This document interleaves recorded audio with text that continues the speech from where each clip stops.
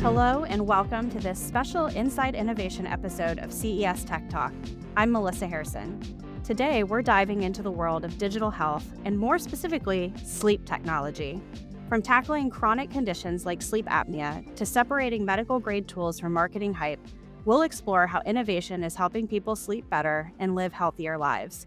In this episode, we'll hear from two experts offering unique perspectives. First, Dr. Carlos Nunez, Chief Medical Officer at Resmed, and then John Lopos, CEO of the National Sleep Foundation.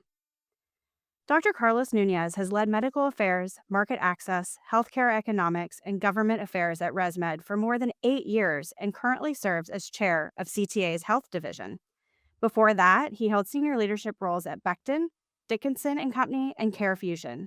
A practicing anesthesiologist by training, Dr. Nunez brings deep clinical and industry insight into how data and technology are reshaping care. Carlos, welcome to the podcast. Hi, Melissa. Thank you so much for having me. Well, I'm excited to talk with you because sleep is on all of our minds leading into CES, mostly because none of us are getting enough of it. But so you're a practicing anesthesiologist, and before entering medical technology, what did you see in clinical care that convinced you data-driven home healthcare could change outcomes? So it actually started before medical school. When I was a senior in undergrad, I had this weird existential crisis. I thought I needed to be an engineer and I wanted to go back and get a degree in computer science, not in chemistry. And my pre-med counselor said, okay, you're crazy. You've already been accepted to medical school.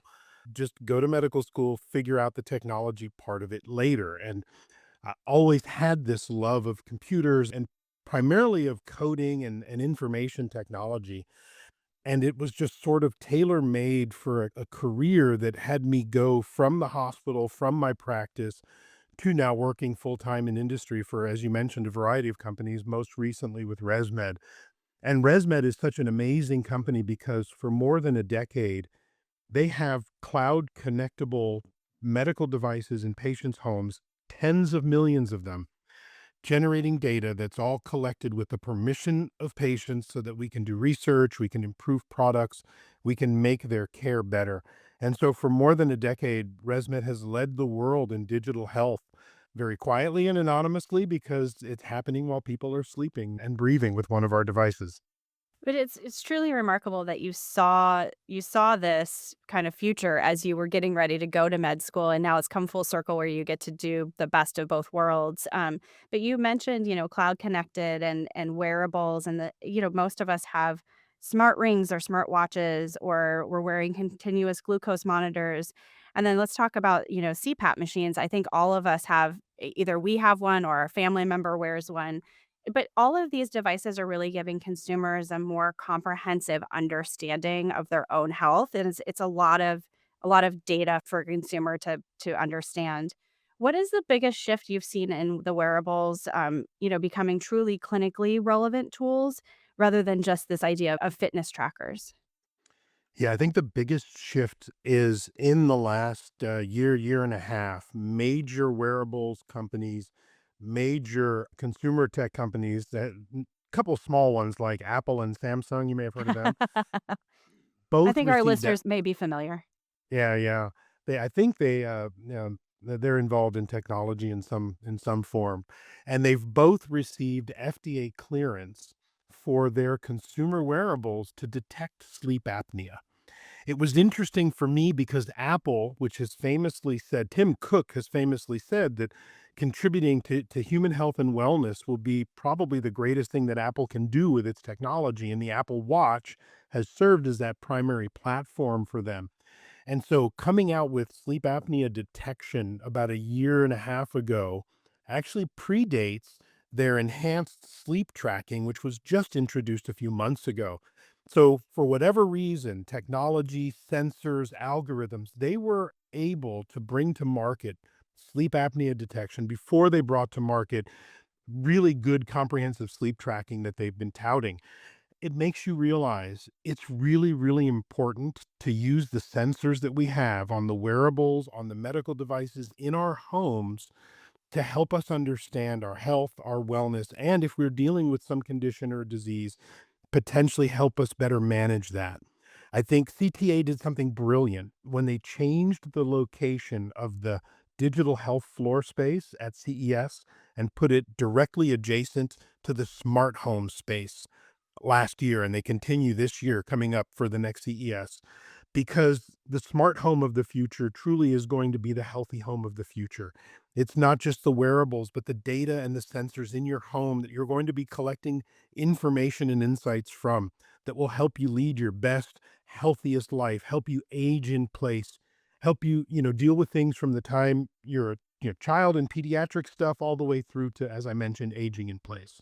Well, I appreciate you mentioning that because I like to think about it when I talk with folks about the show floor that to me it's a smarter living conversation where there is this bridge between the home and the wearables and the data that you're collecting and I'm seeing it in my own family where people are being able to stay in the home longer and or being able to be released from the hospital sooner and being able to track some of those potential high risk things that would cause you to go back into the hospital. And so it's truly remarkable. But I want to talk just a little bit about specifically ResMed, how you've seen consumer insights really turn into clinical pathways. It's a really interesting question because it's a fascinating time in the world of health tech and consumer tech. You see, as we just mentioned, consumer tech companies like Apple and Samsung and others, Ura, et cetera, moving into this healthcare clinically adjacent space, some of them fully moving in with FDA cleared solutions. Then you see health tech companies like ResMed moving closer to the consumer. Because at the end of the day, it's a person who is using your therapy, your device, your drug, whatever it is. And you have to make sure that you're meeting that person where they are. And so getting closer to the consumer is super important. It's a reason why you mentioned I was the former chair of the health division at CTA. It's a reason why ResMed, not a traditional type of exhibitor at CES, why they belong to CTA, why ResMed belongs is because it's where the most important companies in healthcare are having the most important discussions about what this future looks like. And for ResMed, it looks like being closer to the consumer, being focused on more than just sleep apnea, but sleep health and sleep technology, and being involved even beyond that in human health. We're experts at moving data in and out of where people live, and we're experts at getting people adherent to the therapy that they deserve. And so, what does that future look like for ResMed in sleep, beyond sleep apnea, as I said before, and in health and wellness in general? So, it's a really exciting time where this collision between the consumer and health tech is creating an interesting new place for companies like ResMed to play. Well, I would be remiss if I didn't bring up AI because it's everywhere. And I'm very interested in how ResMed is using AI. We've talked a lot about monitoring and collecting data, but how is AI helping you go from monitoring a condition like sleep apnea to actively managing it and personalizing treatment for that consumer? Another great question.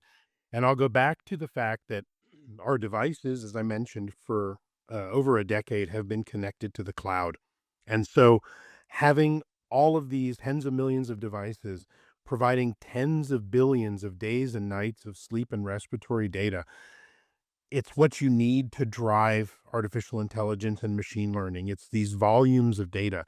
So we're very privileged to have all of this data. And as I mentioned, with the permission of these patients to use it for research and things. So that's step number one. You need the ingredients.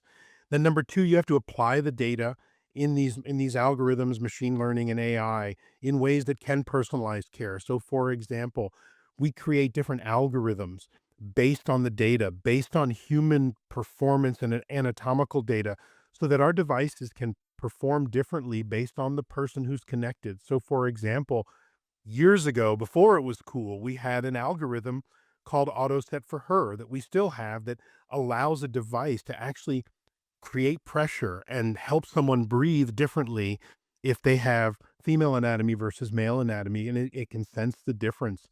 Our auto set algorithm is auto titrating and helps set the pressure specifically to that patient based on the data, based on the algorithms we've developed over years. But then it gets even more intelligent. We have an AI agent called Dawn, like, the dawn of the new day, the sun rises after a good night's sleep. Dawn is an AI chatbot. It's available on our website in certain markets where it's been released, and someone can have a conversation with Dawn to ask questions about sleep health, sleep hygiene. And if it gets to a certain level, Dawn is smart enough to know when a physician or healthcare provider actually is the smartest person to talk to and will redirect that patient. But it goes on and on from there. It's not just delivering a CPAP machine to someone with sleep apnea. It's creating a pathway for awareness so people are aware. They know where they can go to see their doctor or to talk to the right clinician to get a diagnosis. Every step generates more data and more insights so we can create a patient journey that's also more seamless. We have an app, MyAir, that people have downloaded millions of times and use religiously daily, not just to track sleep apnea, but actually to track their sleep. And it connects to things like Apple HomeKit and Google's health APIs, Samsung's health APIs. So we've created an ecosystem that's not just a companion to someone who has sleep apnea, but how do you create a true consumer ecosystem to help someone manage their sleep and their health? I think it's so interesting because I've been having a lot of conversations with this new podcast around AI. And regardless of the industry, every conversation is around how AI is speeding up progress and allowing for hyper personalization. And that is exactly what you just described. You mentioned getting closer to consumers, and you recently projected that 77 million, that's million with an M, US adults will have sleep apnea by 2050. And 2050 is basically tomorrow. How must technology and then, of course, our healthcare system evolve to both diagnose and manage what is going to be a staggering number? So I think that's a really important statistic, but it's a number that goes beyond that. And let me give it some context. We just recently published a study that projected the prevalence of sleep apnea in the United States. And yes, by 2050, there'll be 77 million adults. The study also showed something really interesting. The growth is 35% for all adults between now and 2050. And that's even taking into account the effect of GLP-1s. There is a misconception that sleep apnea is directly tied to your weight. It is always 100% tied to your anatomy. Weight can make it worse or can make it better, but it continues to grow. But the staggering statistic is in women between now and 2050, the prevalence of sleep apnea grows by 65%. And it's not because more women are getting sleep apnea. It's because we're doing a better job of diagnosing sleep disorders in women who often present differently. They may not snore loudly or snore at all and are often misdiagnosed with things like insomnia or anxiety or even depression when they may have something like sleep apnea or a different sleep disorder. But that the bigger number is poor sleep, whether it's from sleep apnea or not. And 77 million sounds like an epidemic, but imagine the people who aren't sleeping well because of insomnia, which is hundreds of millions of people around the world, and other reasons. The avalanche of healthcare problems goes beyond that because poor sleep leads to cardiovascular disease. Poor sleep leads to increased risk of, things like strokes. It increases the risk for dementia. And so there's a lot that people really need to worry about beyond just I had a bad night's sleep or I have sleep apnea. It's that bad night's sleep could be leading to a lot of comorbidities that will make you even sicker later in life. So we cannot deprioritize sleep. And yes, 77 million sounds like a lot. It's everybody. All 8 billion of us on this planet need to prioritize our sleep. So you touched on this earlier, but as a CTA executive board member, you get the privilege of seeing kind of the broader digital health landscape and this the overarching tech landscape in general. But what's a piece of emerging technology outside of our traditional sleep medicine that we've been talking about that you think is going to most transform sleep health in the next 3 to 5 years? It's a combination of connectivity and AI. And I don't mean AI in the marketing term that everybody loosely throws around. I mean the real use of, machine learning and advanced statistical analyses, not just large language models, but world models, mathematical models, statistical models that are going to truly help us make healthcare more efficient, more automated, to allow the humans who are becoming more and more scarce. We have a shortage of doctors, we have a shortage of nurses, an acute shortage of some specialists in some cases. The ones who are in healthcare need to be able to do more. We need them to take care of people. So let's create the algorithms and the automation and the AI that can do the menial tasks behind the scenes to make our system more efficient. We need to take care of a growing and aging population, and we've got less and less people to do it. So the thoughtful adoption of technology so people can do more, not replace people. It's not that AI is going to replace doctors and nurses. Those precious fewer doctors and nurses that we have need to be able to do more, and AI needs to help make them more efficient, more safe, and always thinking about science and people first. So if we could look into the future, let's just go 10 years. We're going to pretend it's 2035. What's one change that you hope people will actually feel, not just see in their everyday lives because of what Resmed is building today? I hope that a condition like sleep apnea, where I mentioned there's a billion people in the world, one out of every eight humans has sleep apnea, and only about 10% are diagnosed or being treated. About 90% are undiagnosed and untreated. I hope that not just sleep apnea, but in 10 years, we've done such a good job adopting technology that there is no condition, no disease, no problem that has such poor awareness and such poor penetration. Everybody sleeps and everybody breathes, and those billion people deserve not to suffocate while they're sleeping. And there are countless conditions that are suffering from poor awareness and poor adherence to therapy. So hopefully the adoption of technology makes healthcare more efficient, better adopted, better adherence, more personalized, so it's easier to become adherent, and maybe some really, really cool robots in your house that help unscrew the pill bottles and keep them refilled, and maybe even sweep them up if you spill one on the floor by accident. I'm ready for 'em. Bring on the robots. Okay, so before I let you go, Carlos, I gotta ask you the toughest question of all, which is, what are you most excited to see at CES 2026? So I think I kind of spilled the beans. Melissa, you know me, and you know that I talk a lot about how nerdy I am. And I'm actually sitting in my garage workshop that my family affectionately calls the Robot Factory, because my hobby is building circuits and robots in my garage. I wasn't lying when I said I had an existential crisis and thought I needed to be an engineer.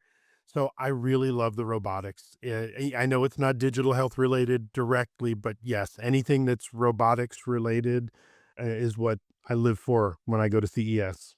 Well, I think we're gonna have more than a few for you to take a look at this year. Carlos, thank you so much for joining us.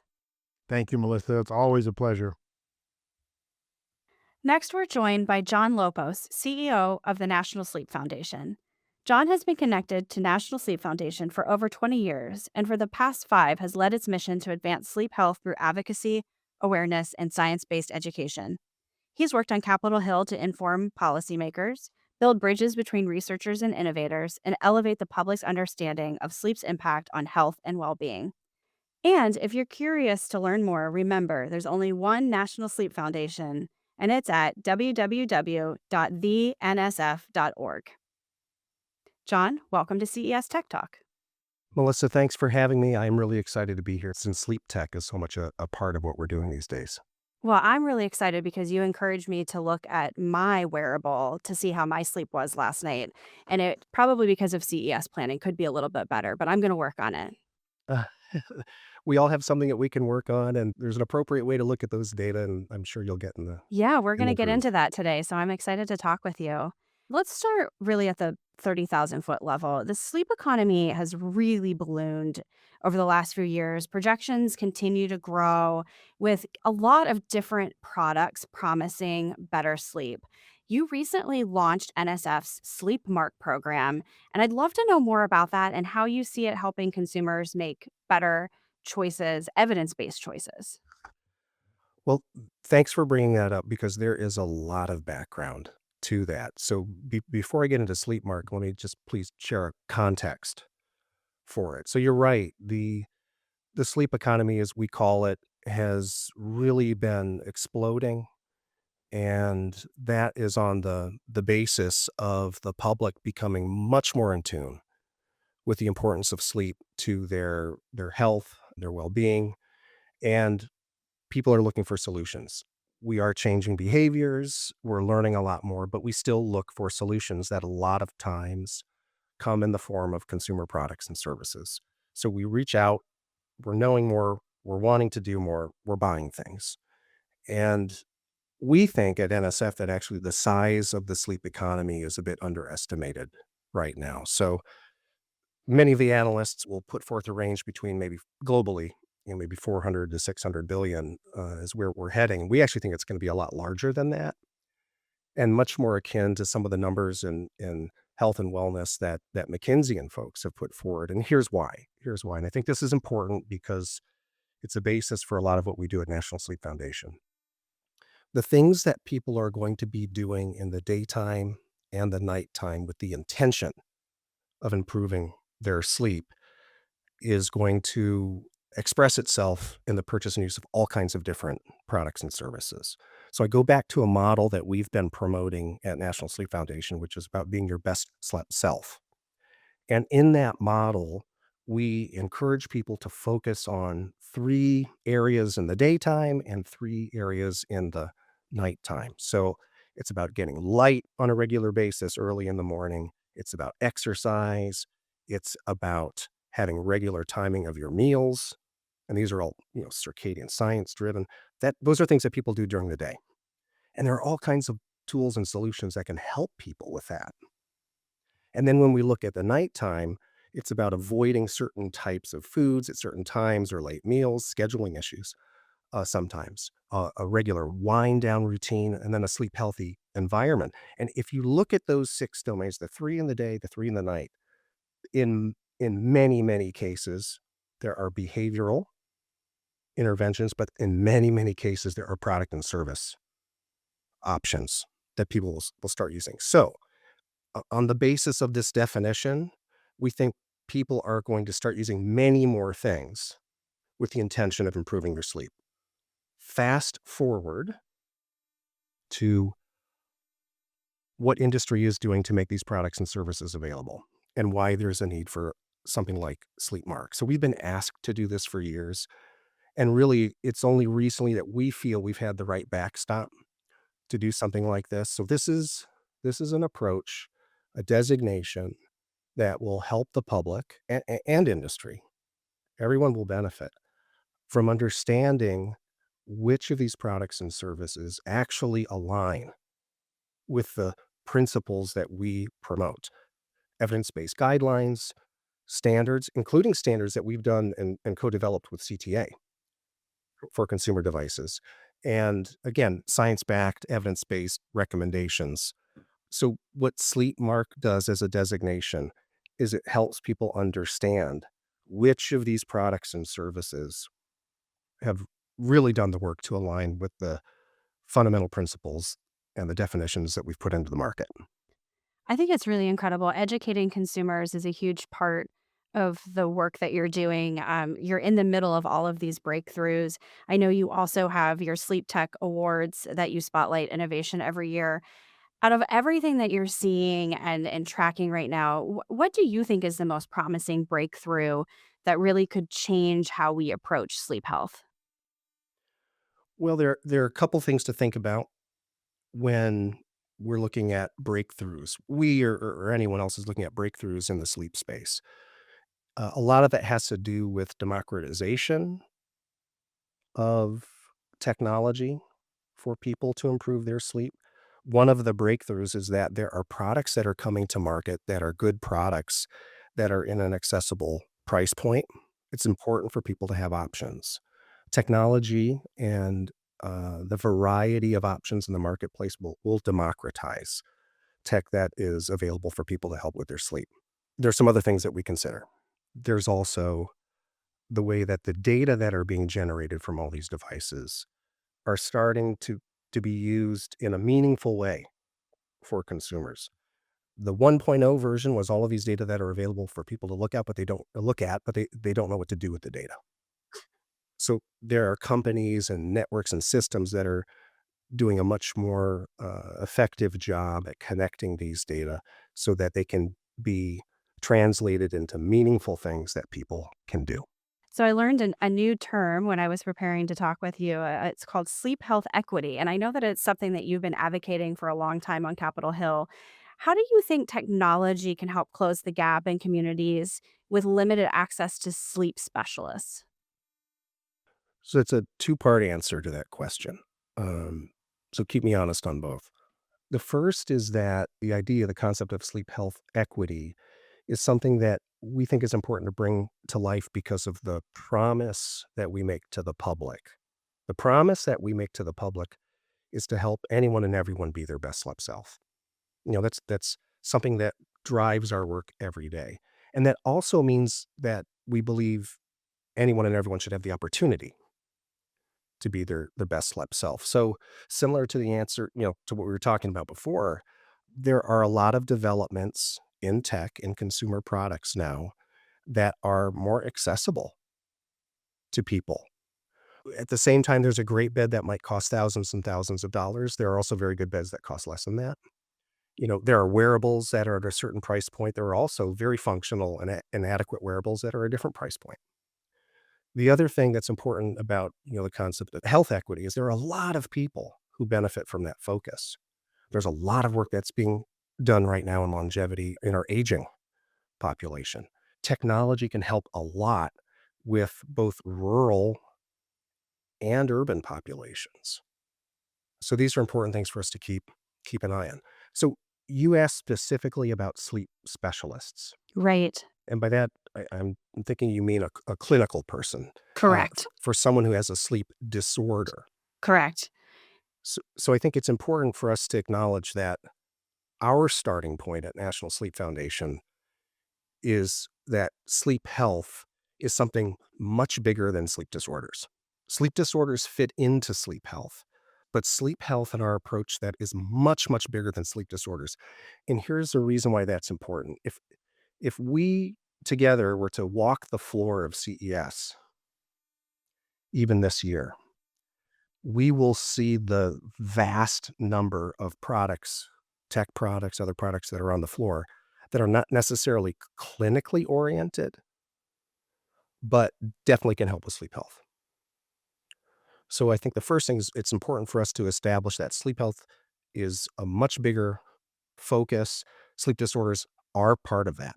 And we think if people are doing the work to improve their sleep and they're following recommendations and steps that can improve their sleep and still not getting enough of the quality sleep that they need, then it really is time or if they have very telltale symptoms for things like sleep apnea or restless leg or narcolepsy, they should be seeking clinical care. So technology can help people who don't have access to clinicians. We've seen that demonstrated in telemedicine. We also have seen that in the products and services that are being developed for use in the home to support clinicians and let's just say the identification, diagnosis, and treatment of sleep apnea. John, when I introduced you, I mentioned that you've been building bridges between researchers and innovators. I know you have your sleep tech network where you bring them together to have these types of conversations.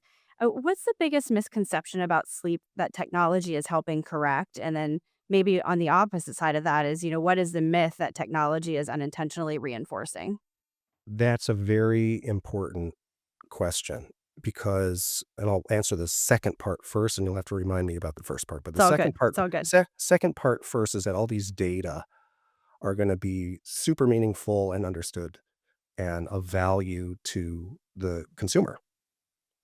And the truth is, in some way they are, but the challenge is in presenting, sharing, acting on these data in a way that is painless and understandable. Just giving people numbers, just telling people about what their score is, that door can swing both ways.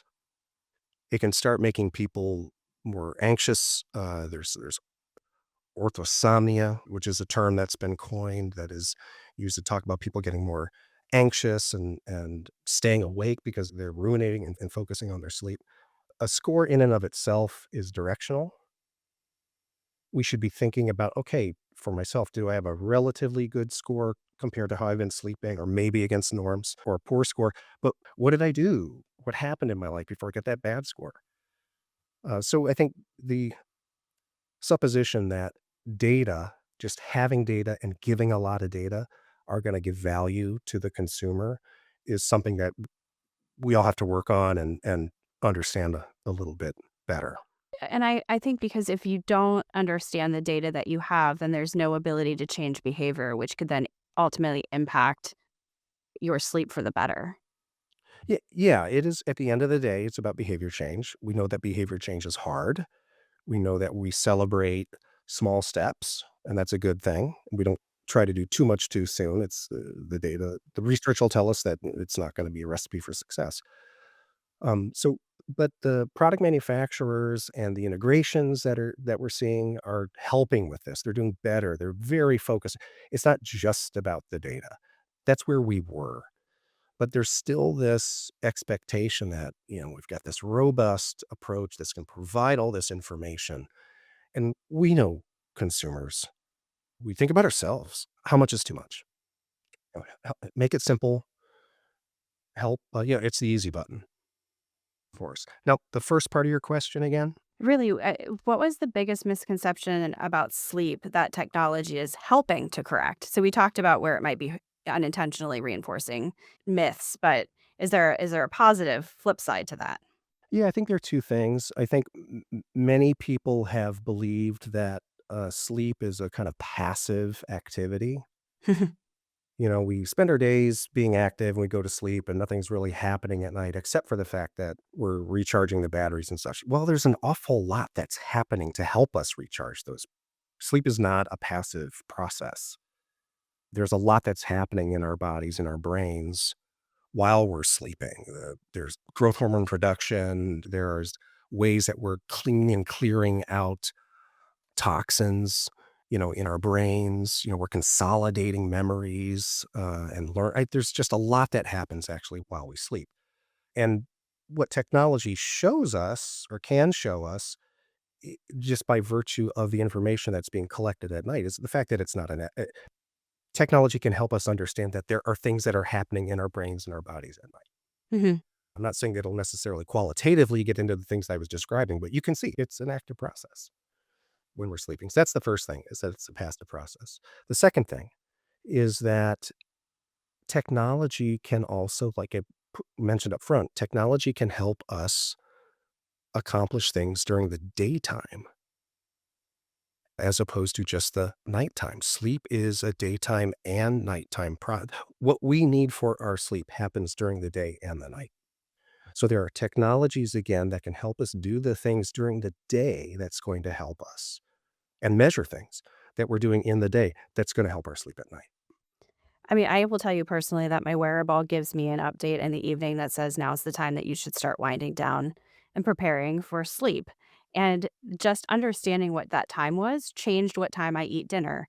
It really like backed up through the day, and it was a changed behavior for me to help me understand what my body needed. 100%. Technology can help us with daytime nudges, even and nighttime nudges, let's say, as well to help keep us on schedule, to remind us of the things that we've been doing habitually that it tracks. Technology is a great tool. It's getting more user friendly with each iteration. So, John, you mentioned earlier anxiety, and that sometimes too much information, too much data, if you don't have all of the understanding to go with it, can really create anxiety for over monitoring. You and NSF talk a lot about appropriate use of sleep technology. Where do you see the line between empowering insight before you get into the creating anxiety level that we just talked about? It's like so many other things, and this is, I don't think, a throwaway statement. It's, things work differently for different people. The way I'm going to be using a device may not be the same way that you're using a device. What I might see as benefit and the right way for me to use it may not be the same as the way you see benefit and the right way for you to use it. So I think the first thing we have to acknowledge is that there are going to be appropriate ways that people use these devices that are appropriate for them. So I think that's the first part of the answer. We also have to remember that technology is a tool. It in of itself is not a solution in the sleep space because we know so much of what we can do to help our sleep is behavioral. We need to see how these technologies, understand how these technologies help with these healthy sleep behaviors. So the fine line, I think, to directly answer your question, I think the fine line is between where technology serves as a helpful tool based on appropriate uses for each of us versus something that we think we're obliged to follow. We must have all these data. We must seek to understand what these specific data are. And sometimes it's too much, and it promotes anxiety. It can promote anxiety in people. So, since we're talking about sleep in the context of CES coming up in January, I would love to just take a moment and pick your brain about where you think technology will be 5 years from now. We like to look into the future because that's what CS is. And so, what do you think we're going to be talking about in 5 years from now from sleep technology? It's going to be collaboration. I think it's going to be continued collaboration and integration of data from different sources, different form factors, different use cases. We're already seeing it. Again, if we walk the floor of CES, we can see those companies that are finding ways to collaborate with each other. Everything from smart homes, which of course there's a huge sleep health element in the smart home concept. But everything from smart homes to other clinically oriented solutions, we're already seeing collaboration between sources that we might not expect to see them. So, 5 years from now, we're going to see a lot more stronger collaboration, especially around the integration of data from different sources, and then the packaging or the communication of what we learn from those data in a simpler, consumer friendly, easy to use way. Well, I can't wait to talk to you again in 2030 and we will test your theory and see how you did on your prediction. Well, I think I gave a pretty wide enough answer, so we'll be satisfied with the result. I love it. Before I let you go, I wanted to ask you, why don't you share with all of our listeners a single piece of wisdom that you wish every one of them understood about the connection between sleep and living a fuller life?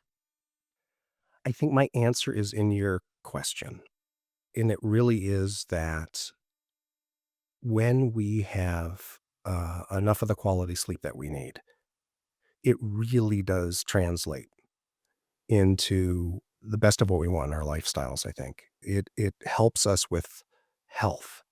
It helps us with performance. It helps us with safety.